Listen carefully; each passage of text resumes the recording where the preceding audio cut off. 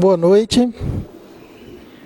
Mais uma vez, é muito bom estar aqui com os irmãos, onde podemos cantar para o Senhor e aprender da sua palavra. Convido os irmãos a abrirem suas Bíblias no livro de Isaías, capítulo 9, versículo 6. Livro de Isaías, capítulo 9, versículo 6. Fico feliz em rever alguns irmãos, faz tempo que não via, e rever os que já são da casa, aí a gente sempre está se vendo vira e mexe. O tema da nossa mensagem essa noite é sobre o Natal. Desejo um Feliz Natal atrasado a todos, né? Comemoramos ontem, e ontem não teve culto, mas hoje vamos falar um pouquinho sobre o Natal. Em Isaías capítulo 9, versículo 6, a palavra de Deus nos diz assim: Porque um menino nos nasceu, um filho se nos deu, o governo está sobre os seus ombros, e o seu nome será Maravilhoso Conselheiro, Deus Forte, Pai da Eternidade, Príncipe da Paz. Vamos orar? Paizinho querido, graças te damos, Senhor, por podermos estar aqui em Tua casa, onde podemos cantar para Ti e juntos aprender da Sua palavra. Perdoe, ó Deus, os nossos pecados, nossas faltas. Abençoe cada irmão presente, cada família representada. Abençoe os irmãos que estão de viagem. Cure, ó Deus, aqueles que estão enfermos. Aqueles que não puderem estar aqui, Senhor, que no próximo culto possamos estar todos juntos para ouvirmos e aprendermos da Sua palavra. Graças te damos por tudo, em nome do Senhor Jesus. Amém. A Bíblia não nos dá o dia e o mês em que Jesus nasceu, mas a palavra de Deus nos ensina que Ele veio. Ele nasceu, qual a finalidade? Para buscar e salvar o perdido. Em Lucas, capítulo 19, versículo 10, ensina isso. Mas eu estava pensando, sobre a mensagem do Natal esse ano, e esse versículo de Isaías, capítulo 9, versículo 6, faz muitos anos, que não leio. A gente vê o nascimento de Jesus, Maria, é importante a gente rever, a história bíblica que ensina sobre isso, o nascimento diferenciado de Jesus. Mas eu lembro quando eu era adolescente, no final do ano, chegando no Natal, a gente lia muito esse versículo, ouvia, tinha uma rádio cristã aqui em Marília, que falava esse versículo, tinha até uma música, um cântico que cantava com esse versículo. Porque um menino nos nasceu, um filho se nos deu, o governo está sobre os seus ombros, e o seu nome será Maravilhoso Conselheiro, Deus Forte, Pai da Eternidade, Príncipe da Paz. Irmãos, é importante lembrarmos e frisarmos que Jesus veio nos trazer a paz diferente que esse mundo procura. Muitas vezes as pessoas procuram a paz nos prazeres da carne, nos vícios. E olha, em João 14, 27, Jesus ensina que a sua paz é diferente da paz do mundo. E olha, irmãos, como termos essa paz de Cristo? Primeiro, se arrependendo dos seus pecados, aceitando Jesus como Senhor e Salvador. E segundo, buscando a sua palavra. Em João 14, 23, diz: Se alguém me ama, guardará a minha palavra, meu Pai o amará, e viremos para ele, faremos nele morada. No Evangelho de Lucas, capítulo 2, versículo 11, a Bíblia nos ensina que um dia Jesus veio. Ela não fala o mês, nem o dia, mas no capítulo 2, versículo 11 do Evangelho de Lucas,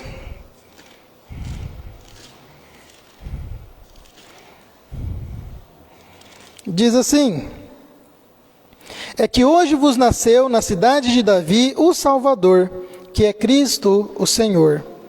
E se nós lembramos de tantas datas no decorrer dos anos, tantos feriados, tantas coisas que acontecem, por que não tirarmos um dia do ano para celebrarmos que um dia o Salvador veio? Que um dia Jesus veio buscar e salvar o que se havia perdido. Deus cumpriu a sua promessa, como Ele tem prometido. A profecia foi cumprida do Salvador vir. Então, irmãos, se nós pararmos para olhar, analisar um pouquinho o porquê que Jesus veio. Em Gênesis capítulo 2, ou capítulo 1 primeiro, versículo 1. Gênesis capítulo 1, versículo 1. A palavra de Deus nos ensina que Deus criou tudo na mais perfeita harmonia. Para mim, aos olhos da fé, somente esse primeiro versículo já bastava. No princípio criou Deus os céus e a terra. Amém. Graças a Deus por isso. E se você continuar lendo os versículos, dos versículos 2 até o versículo 25, nos mostra como Deus foi criando tudo. Fez separação da escuridão com a luz, da terra seca com a água, o céu, as estrelas, o sol, os animais. E tudo que Deus foi criando, Ele disse que era bom. E a Bíblia ensina que Deus criou tudo pelo poder da sua palavra. E pela fé nós cremos na palavra de Deus e vemos que foi feito assim.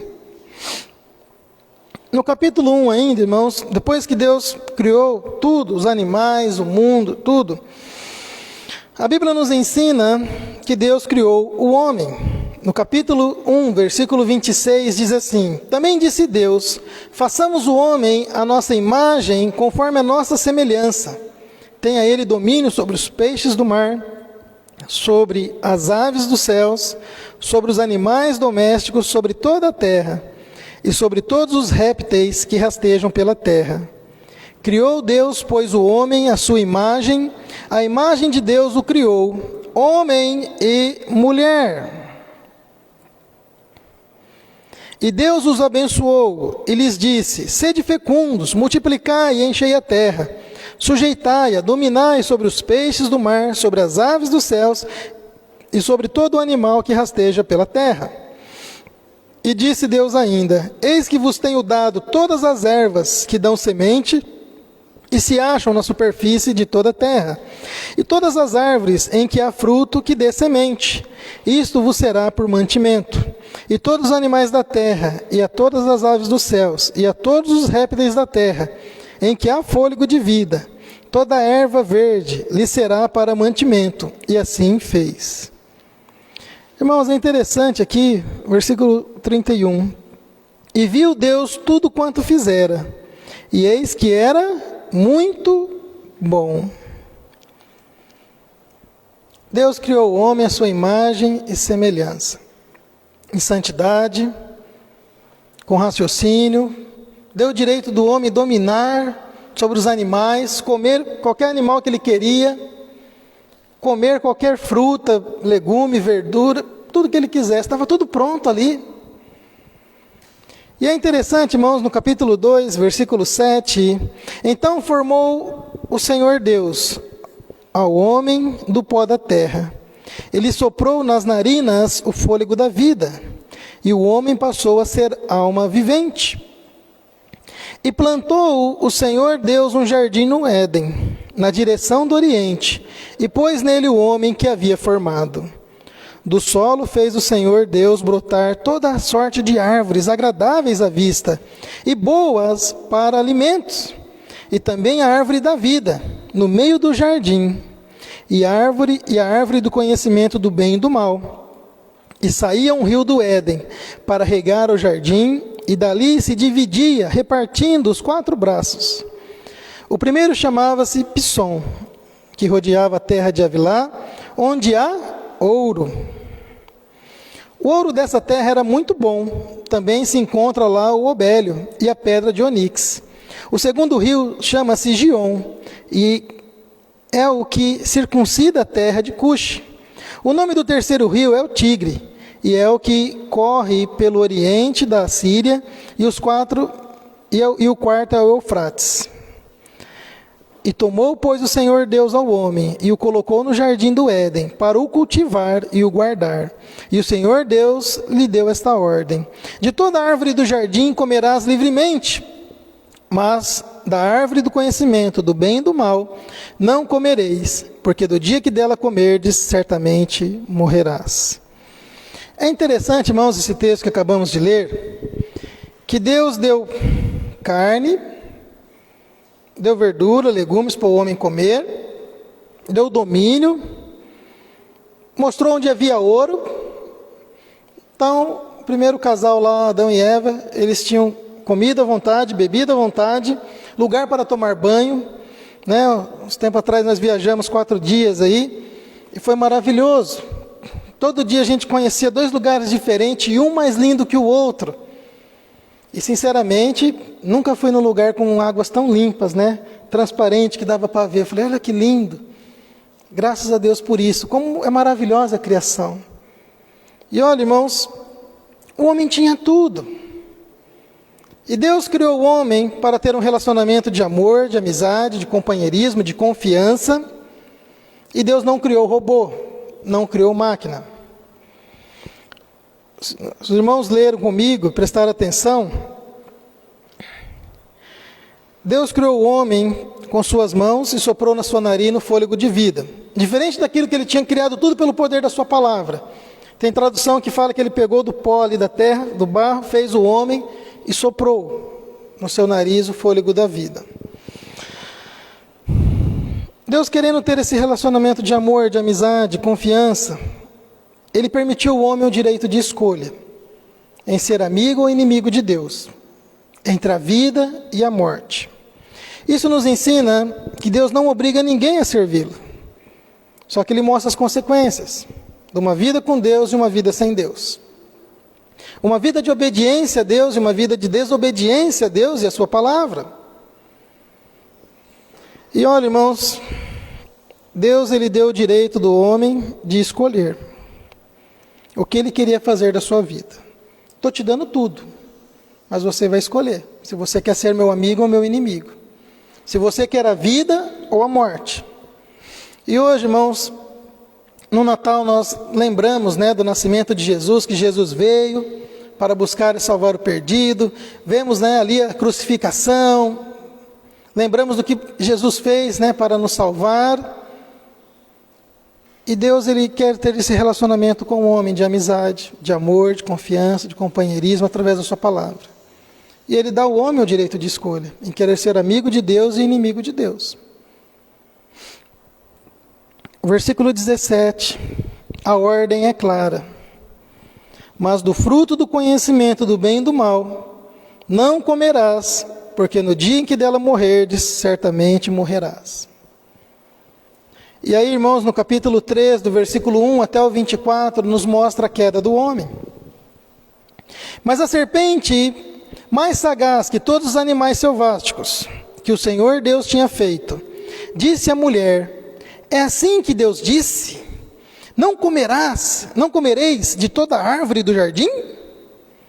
Satanás, ele sempre vai colocando dúvidas na nossa mente. Sempre vai torcendo a palavra de Deus. Se nós olharmos aqui o versículo 16 do capítulo 2 de Gênesis, o que Deus fala para Adão? De toda a árvore do jardim poderás comer, o quê? Livremente. Versículo 17. Mas da árvore do conhecimento do bem e do mal não comerás, porque no dia que dela comer, certamente morrerás. Aí alguém pode falar assim, mas Deus não podia não ter colocado essa árvore? Se Ele fizesse isso, irmãos, Ele ia estar como nosso governador aí, um ditador, que só para a gente serve e para Ele não serve as leis. Obriga você a fazer tal coisa que Ele mesmo não faz. Como muitos fariseus.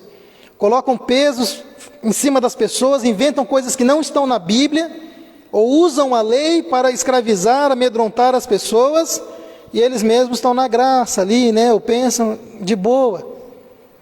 É fácil eu falar, você tem que ajoelhar seu joelho no milho para orar, senão Deus não vai ouvir. E eu oro deitado. A Bíblia não ensina que você tem que orar de joelho no milho. A Bíblia não obriga a nenhuma posição, você ora na posição que você se sentir à vontade. E reverência a Deus. Acabou. Eu posso me ajoelhar só por falar que eu estou ajoelhado, mas sem reverência nenhuma. E a Bíblia ensina que Deus não vê como o homem vê o exterior. E Deus olha o quê? O coração. Deus sabe o que está aqui dentro. Entendeu? Mas, irmãos, olha, Deus então, Ele deu o livre-arbítrio, o direito de escolha. E suas palavras foram claras, como até hoje. A Bíblia nos ensina, se nós ouvirmos a palavra de Deus, obedecermos, nós vamos ser abençoados. Se nós ignorarmos a palavra de Deus, nós vamos ser castigados. E não é culpa de Deus, é nossa mesma. Olha, eu fui orando porque a viagem que a gente fez foi longa, irmãos. Nós fizemos ida uns 830 quilômetros para chegar ao nosso destino. E tinha lugares que eu nunca passei sozinho, e muita curva, e tinha as placas ali de orientação. 60 quilômetros, 80 quilômetros por hora, 100, 110, 60, 40, e tinha radares para nos punir em alguns lugares. Mas tinha trecho que a gente escolhia entre a vida e a morte, que você devia andar o trecho a 60. Eu conversando com um colega, ele falou assim: Everton, eu ia a 130, 180. Eu falei: tu é louco, né? Pensei comigo. E a gente viu um carro que podou mais rápido, onde não devia andar tanto assim, capotou, bateu ali na mureta, acabou com as férias da família. Na hora que nós estávamos voltando no final da serra, tinha um carro também capotado, estava em cima do guincho, acabou com as férias. Outro, nas curvas ali, que era 60, que a gente devia fazer assim, que é bem sinuosa, um carro caiu lá embaixo, a mulher estava desesperada com a família que estava lá embaixo no carro. E um lugar que não tinha sinal de telefone. Então a gente vê que o homem escolhe entre a vida e a morte, entre obedecer ou desobedecer. E aí a gente vai colher o que a gente planta, segundo as nossas escolhas. Deus deu a ordem, e aí no capítulo 3, aí, versículo 1, Satanás começa a torcer a palavra de Deus. Ele diz à mulher: não é assim que Deus disse, não comereis de toda a árvore do jardim? Deus não proibiu você de não comer? Às vezes a pessoa começa, né, a igreja pode fazer isso, pode fazer aquilo, não pode fazer isso, não pode. O que Paulo fala lá em Coríntios? Todas as coisas me são lícitas, mas nem todas as coisas convêm. E aí tem um livro que eu amo muito, que eu lia muito na adolescência, que diz: o que Jesus faria em teu lugar? O que Jesus faria em meu lugar? E isso ajuda muito a gente, como jovens, como adultos, como pessoas, a pensarmos as decisões que nós vamos tomar, as atitudes, as ações. O que Jesus faria em meu lugar? Será que faria isso que eu estou fazendo? E aí, irmãos, a mulher responde no versículo 2: do fruto das árvores do jardim podemos comer, mas do fruto da árvore que está no meio do jardim, disse Deus, dele não comereis, nem tocareis nele, para que não morrais. Deus falou que não podia tocar? Não falou nada disso, só falou para não comer. E aí é um perigo muito grande quando a gente começa a acrescentar coisas na Bíblia que não existem. Só dessa árvore aqui que a gente não pode comer, nem tocar, né? E aí, irmãos, versículo 4. Então a serpente disse à mulher: é certo que não morrereis, porque Deus sabe que no dia em que dele comerdes, se vos abrirão os olhos, e como Deus sereis conhecedores do bem e do mal. Satanás começa a colocar dúvida no coração da mulher.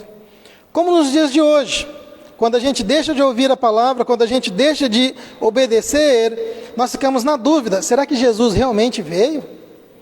Quando a gente fica atrás de artistas aí, né, de pessoas que não servem a Deus, será que Jesus veio mesmo? O diabo falou: olha, você não vai morrer não, você vai ser como Deus, conhecedor do bem e do mal. Coloca meias verdades, né? E aí a mulher ficou talvez ali pensando, né? Irmãos, quando nós deixamos a verdade, começamos a ouvir a mentira, ou pessoas que não servem a Deus, a gente está perdido, a gente começa a correr riscos. Quando a gente começa a olhar para os filhos do mundo, né, as pessoas que não têm Cristo como Salvador, e a gente começa a olhar a vida deles e falar: será que eu também não posso? Aí Paulo fala: você pode, mas será que convém como cristão? Será que é legal você fazer isso como um servo de Deus? Ah, mas eu não perco a salvação. Sim, mas será que é legal envergonhar o nome de Cristo? Sua igreja, seus irmãos?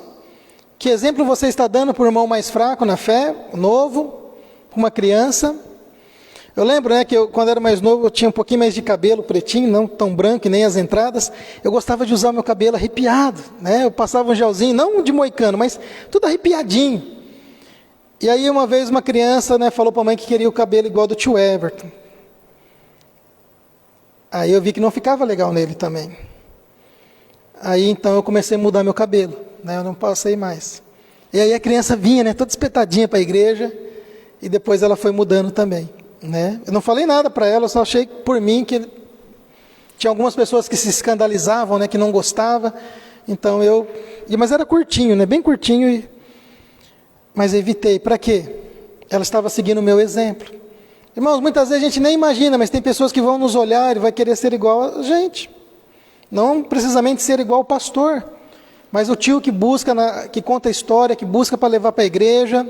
Então nós devemos tomar cuidado com as nossas ações e olhar a quem estamos ouvindo. Aqui, versículo 6. Vendo a mulher que a árvore era boa para se comer, agradável aos olhos, desejável para dar entendimento, tomou-lhe do fruto e comeu. E também deu também ao marido e ele comeu. Irmãos, é interessante que Satanás aguçou na mulher o desejo dela poder ser igual a quem? A Deus. Deus já não tinha falado que fez o homem à sua imagem e semelhança? Eles já eram iguais a Deus, em santidade, em escolhas, em decisões, em raciocínio. E o Satanás, ele caiu por quê? Porque ele queria tomar o lugar de Deus. E olha, irmãos, a Bíblia, nós lemos aqui, que Deus tinha criado todo tipo de árvore desejável aos olhos para se comer. E aquele lá, ele falou, isso aqui você não come, porque o dia que você comer, você vai morrer. Alguns falam, é maçã. Não é maçã, porque senão a gente não ia ter maçã para a gente comer. Eu nem imagino como seria essa fruta. Mas deveria ser muito bonita, né? Esse fruto do conhecimento do bem e do mal, como as outras eram. E a mulher vendo, né? Ele buscou o quê? Aguçar ali os desejos. O que poderia, né, ser interessante para tirar a mulher e o homem do caminho certo. Versículo 7 fala que eles comeram e abriram-se então os olhos e ambos perceberam que estavam nus. E coseram roupas, né, folhas de figueira e cintas para si. Fizeram roupas de folhas. Só que o que acontece com a folha? Ela apodrece, depois desmancha. Não vai tampar ali, né, o que precisava ser tampado. Suas vergonhas, né? E olha, irmãos, a Bíblia nos mostra que assim o homem caiu. E o versículo 8, quando ouviram a voz do Senhor, Deus, que andava pelo jardim na viração do dia, esconderam-se da presença do Senhor, o homem e sua mulher, porém entre as árvores do jardim. E chamou o Senhor Deus ao homem e lhe perguntou, onde estás? E ele respondeu, ouvi a tua voz no jardim, e porque estava nu, tive medo e me escondi. Perguntou-lhe Deus, quem te fez saber que estavas nu? Comeste da árvore que te ordenei que não comesse? Deus sabia, mas Deus queria ver se o homem ia confessar o seu pecado. E aí, o que o homem faz no versículo 12? Como a gente faz muitas vezes, não assumimos nossa culpa. A mulher que tu me deste, comeu do fruto e deu para mim, eu comi. Mas foi você que deu. Não é assim que a gente faz? Sempre joga a culpa em alguém. E olha, irmãos, versículo 13. Disse o Senhor Deus à mulher, que é isso que fizeste? Respondeu a mulher, a serpente, né? Talvez ela podia falar, a serpente que o Senhor criou, me falou, né? Me deu para comer, me enganou, e eu comi. Então o Senhor disse à serpente, visto que isto fizeste, maldita serás entre todos os animais domésticos, o és entre todos os animais selváticos. Visto que fizeste isso, maldita és entre todos os animais domésticos e entre todos os animais selváticos. Rastejarás sobre o teu ventre e comerás pó da terra, todos os dias da tua vida. Porém, inimizade entre ti e a mulher, entre a tua descendência e a tua descendência. Este ferirá a tua cabeça e tu ferirás o calcanhar. Olha, geralmente a cobra, quando a gente está andando, ela pica o quê? O pé. E os antigos, né, quando a gente vê uma cobra que a gente quer matar, a gente prefere matar por onde a cobra? Pela cabeça, não é? Se não matar a cabeça, não morre, né? E se não esmagar a cabeça ali, não morre. Aí tem uns ainda que vai mais longe, né? Fala assim, volta 7 cobras embaixo da sua cama, né? Então você tem que matar, cortar a cabeça. Tinha umas conversas dessa antigamente. Mas olha, irmãos, Satanás terá sua cabeça destruída. E Cristo teve os seus pés furados na cruz por causa dos nossos pecados. E aí, se você continuar lendo, irmãos, a cobra recebeu o seu castigo. A mulher, Deus falou que ia ter dor para ter filhos, ia ser submissa ao seu marido. O homem ia ter que ralar, trabalhar bastante para comer ali do suor dos seus rostos. Acabou a mamata, né? Não ia ter mais fruta, não ia ter mais os animais. Você pode ver, qualquer animal hoje para o homem matar e comer dá um pouquinho de trabalho, não é? E aí, irmãos, Deus matou um animal, pegou a pele, cobriu o corpo do homem e da mulher, e eles foram expulsos do paraíso. Nossa, por que Deus fez isso? Se eles comessem da árvore da vida, eles estariam vivos até hoje, não é? Imagine você viver a eternidade no corpo condenado pelo pecado, com dor, doenças, e aí? Envelhecer e nunca morrer, já pensou? Deus prometeu a eles que um dia viria o Salvador, mandaria o Salvador. E Deus fez essa promessa e cumpriu. Então, irmãos, nós lemos lá em Romanos capítulo 3, versículo 23, porque todos pecaram e separados estão da glória de Deus. Às vezes a pessoa fala assim, mas se eu estivesse no lugar de Adão, não teria comido. Teria comido até o caroço, né? Nem precisava da Eva. Verdade é essa. Aquele que pensa estar de pé, olhe para que não caia. Não é isso que Paulo ensina? Então nós devemos tomar cuidado, irmãos. Que Satanás não vai aparecer com o chifrão, com o garfo, não. Ele vai tentar nos atacar pelos nossos desejos. Seja o desejo da comida, seja o desejo sexual, seja o desejo da ira. Vai colocar pessoas para a gente se vingar e querer destruir a pessoa. Então nós devemos tomar cuidado. Porque ele anda em derredor, como o leão que ruge, procurando alguém para devorar. Por isso que Jesus fala, olha, vigiai e orai. Paulo fala, olha, sede sóbrios e vigilantes. Irmãos, no capítulo 3, versículo 23 aí de Romanos diz, porque todos pecaram e separados estão da glória de Deus. No capítulo 5 de Romanos, versículos 12 a 19, portanto, assim como por um só homem entrou o pecado no mundo, e pelo pecado a morte, assim também a morte passou a todos os homens, porque todos pecaram. Então, irmãos, o pecado entrou no mundo, e logo toda a raça humana foi contaminada pelo pecado. E por isso que Deus expulsou o homem do paraíso, para ele não comer da árvore da vida e ficar sofrendo eternamente. Mas Deus prometeu o Salvador. Prometeu o Salvador. Versículo 13 aí do capítulo 5 de Romanos diz assim, irmãos, porque até o regime da lei havia pecado no mundo, mas o pecado não é levado em conta quando não há lei. Entretanto, reinou a morte desde Adão até Moisés, mesmo sobre aqueles que não pecaram à semelhança da transgressão de Adão, a qual prefigurava aquele que havia de vir. Todavia, não é assim o dom gratuito, como a ofensa, porque se pela ofensa de um só morreram muitos, muito mais a graça de Deus e o dom pela graça de um só homem, Jesus Cristo, foram abundantes sobre muitos. Então, irmãos, olha, o homem foi condenado ali pelo pecado, ali contaminado pelo pecado da raça humana, até chegar à lei de Moisés. Se a lei não nos ensinasse que roubar era pecado, a gente não ia saber que era pecado. Então a lei nos serviu para mostrar como um espelho o que estava desajeitado na nossa vida. Existia aqueles que mentiam, que roubavam, que se prostituíam, que chamavam o nome de Deus em vão, e etc. e tal. E aí, irmãos, a lei serviu para mostrar, por regra ali, mostrar que o homem, pelas suas obras, não tem como ser salvo. Por isso que Deus prometeu, desde o começo, o Salvador. E aí, a lei nos mostra quão ruim nós somos e o quanto nós precisamos de Jesus, da graça de Deus. O versículo 16 aí diz assim: o dom, entretanto, não é como no caso em que somente um pecou, porque o julgamento derivou de uma só ofensa para a condenação, mas a graça transcorre de muitas ofensas para a justificação. Então, o primeiro pecado foi o quê? Desobediência, certo? Ou desconfiança, por desconfiarem da palavra de Deus, desobedeceram a Deus. Mas depois disso aí, irmãos, teve muitos outros pecados.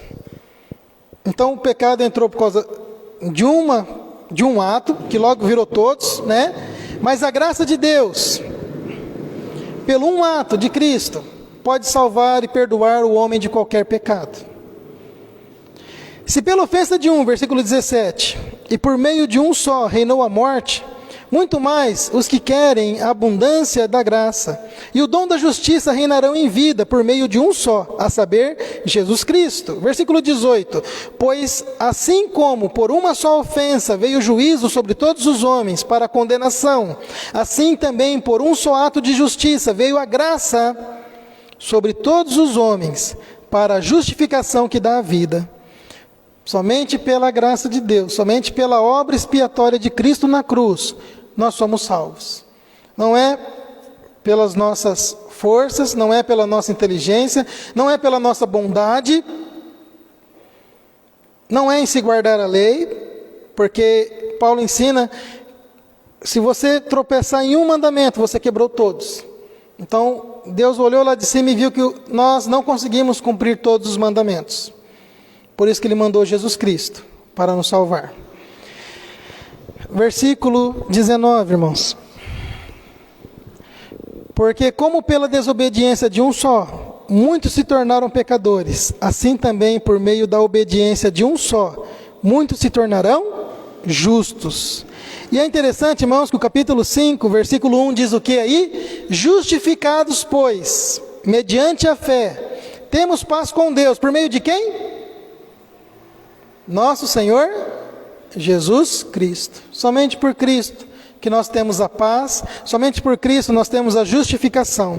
Por isso que lá em João capítulo 3, versículo 16 diz: porque Deus amou o mundo de tal maneira que deu seu Filho unigênito, para que todo aquele que nele crê não pereça, mas tenha vida eterna.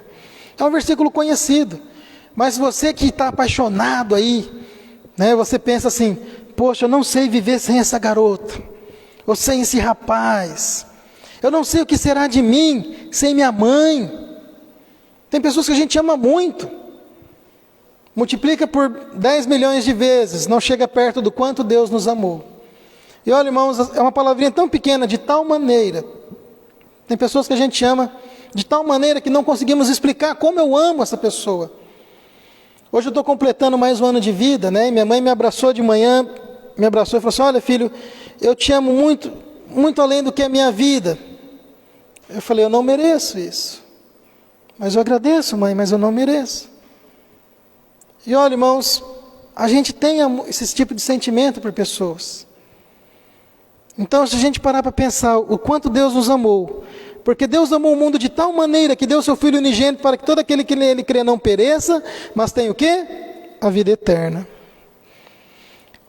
Aqui nos mostra Deus cumprindo a sua promessa no capítulo 3 de Gênesis, que um dia mandaria o Salvador. E aí, irmãos, no capítulo 10 aí, versículo 10 de João, diz o quê? O que Jesus diz? O ladrão vem somente para roubar, matar e destruir. Eu vim para que tenham vida, e a tenham de que forma? Em abundância. Versículo 27 aí do capítulo 10 e versículo 28, eu gosto muito desses versículos que diz assim: as minhas ovelhas ouvem a minha voz, eu as conheço e elas me seguem. Versículo 28, e eu lhes dou a vida eterna, jamais perecerão e ninguém os arrebatará da minha mão. Há uma segurança em Cristo Jesus que o mundo não conhece. Por isso que no Natal muitas pessoas procuram se embriagar, né? Festejam, mas sem saber o que eu estou festejando. Olha, no Natal nós festejamos o quê? A vinda de Jesus ao mundo. A Bíblia não fala que foi dia 25 de dezembro, mas fala que um dia o Salvador veio para buscar e salvar o perdido. Um dia ele nasceu, e de uma forma diferente. Gerado pelo Espírito Santo de Deus, a uma mulher virgem. E teve um nascimento diferente de qualquer um. O único nascimento, né? Nenhum outro homem nasceu que nem Jesus. Por isso ele pôde pagar. Deus se fez carne para pagar o preço do meu e do seu pecado. E em Romanos capítulo 5, versículo 8 diz: mas Deus prova o seu próprio amor para conosco, em que Cristo morreu por nós, sendo nós ainda pecadores. Jesus deu a sua vida para nos salvar. Enquanto nós éramos inimigos, Deus mandou Jesus para nos salvar. Então eu creio, irmãos, como na Páscoa nós celebramos ali em memória ao sacrifício de Jesus, o nascimento de Jesus, nós nos alegramos porque há uma esperança em Cristo. Nos alegramos porque um dia Deus mandou o Salvador para nos salvar. Então, irmãos, nosso último versículo se encontra em Isaías capítulo 7, versículo 14. Deus prova o quanto Ele nos amou e nos ama. Por isso que no Natal nós celebramos ali o nascimento de Jesus, pois cremos que as profecias de Deus foram cumpridas. Em Isaías capítulo 7, versículo 14.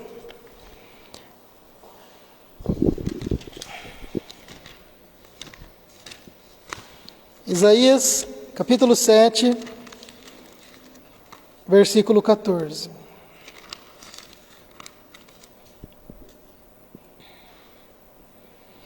Portanto, o Senhor mesmo vos dará um sinal.